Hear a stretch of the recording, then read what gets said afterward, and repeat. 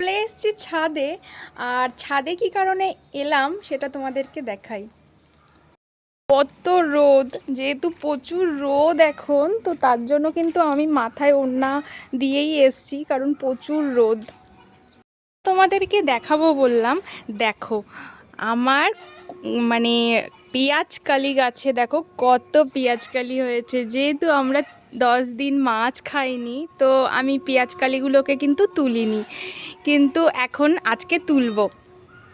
দেখো কত হয়েছে।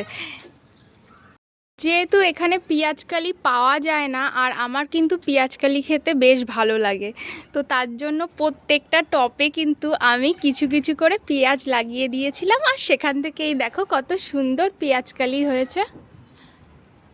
কাটার জন্য একটা কেচি নিয়ে এসেছি, তো চলো এবার পেঁয়াজকালিগুলোকে তুলে নিই। দেখো কত বড় হয়েছে।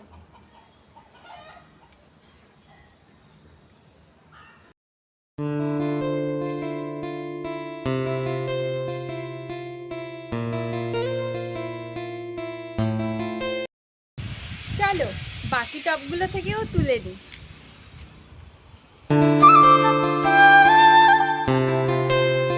মোট এতগুলো পেঁয়াজকালি কিন্তু হয়েছে, আর বাদবাকিগুলো রয়েছে সেগুলো পরে তুলবো, সেগুলো বড় হোক তারপরে তুলবো। পেঁয়াজকালি তুলে চলে এলাম একদম রান্নাঘরে, কারণ আজকে কিন্তু পেঁয়াজকালিই রান্না করব, কারণ টাটকা জিনিস খেতে কিন্তু অনেক ভালো লাগে। আর পেঁয়াজকালি দিয়ে আজকে পাবদা মাছ রান্না করব, কারণ আজকে পাবদা মাছ আর চিংড়ি মাছ আনা হয়েছে। আর নারকেলের দুধ দিয়ে চিংড়ি মাছের মালাইকারি করব। এই দুটো রেসিপি আজকে করব।